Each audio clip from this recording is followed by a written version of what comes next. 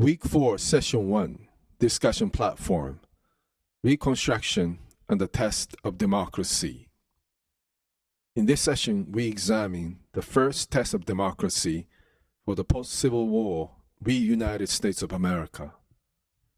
As the northern industrial states prevailed over the southern agrarian states in the Civil War, the reunited States of America adjusted itself to democratic governance with further constitutional amendments. The 13th Amendment that abolished slavery was ratified in 1865, and the 14th Amendment that established the natural-born and naturalization citizenship status for all was ratified in 1868. The tide of democratization in legislation, which coincided with the rise of industrial capitalism in the late 19th century, created an era of Reconstruction. As Henry Louis Gates Jr.'s chapter, Reconstructing a Nation, convincingly demonstrates, the actual abolition of slavery required the passage of civil rights legislations and the works of the Congressional Committee on Reconstruction.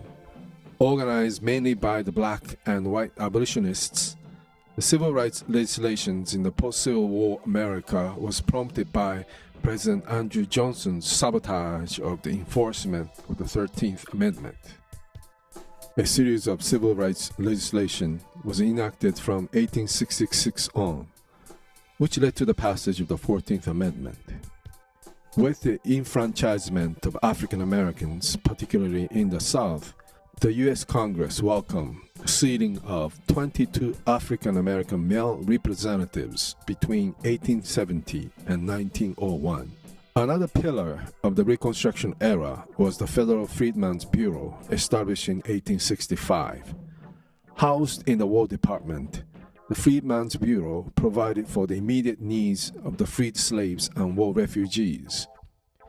The Freedmen's Bureau was also tasked to distribute the 40 acres and a mule originally allocated for the freed people. However, it was met with President Johnson's sabotage when he restored the confiscated and abandoned land to the former Confederate owners. The Freedmen's Bureau, however, was very effective in facilitating the founding of African American higher educational institutions such as Fisk University, Morehouse College, Howard University, and Hampton University, which provided a sanctuary from the discriminatory laws and the white supremacist terrorism. The democratic governance of the Reconstruction era began to erode despite the works of Freedmen's Bureau and the passage of the 15th Amendment in 1871 that secured the right to vote for all citizens. One of the factors that contributed to the erosion of democracy was the establishment of Ku Klux Klan in 1866. Klan used the Reign of Terror to undermine the gains of the Reconstruction. While the federal authority was intent on enforcing the democratic legislation over the reluctant southern states, even by means of the military intervention, the southern states, led by Southern Democrats, began to enforce their own laws. In the slaughterhouse cases of 1873, the U.S. Supreme Court, quote, restricted the federal government's power to limit state infringement of civil liberties, unquote. The Supreme Court's reluctance to enforce the constitutional amendments over the state laws ended up allowing the southern states to pass black codes and the Jim Crow laws that legalized the discrimination against and segregation of African Americans. The formal end of the Reconstruction era came with the presidential election of 1876. The so-called Compromise of 1877 was struck between the Republican President Hayes and the Southern Democrats, by which the federal troops that had enforced the U.S. Constitution in the southern states were withdrawn.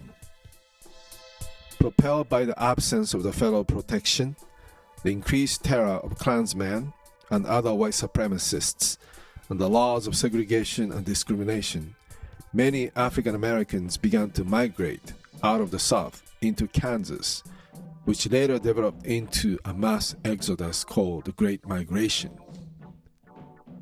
The era of democratic governance was short-lived, as the Southern states and its vigilante movement sought to undermine the constitutional amendments and democratic policies legally and extra-legally. It was then up to the people to reconstitute itself on the micropolitical level to reassert the democratic rights of every citizen.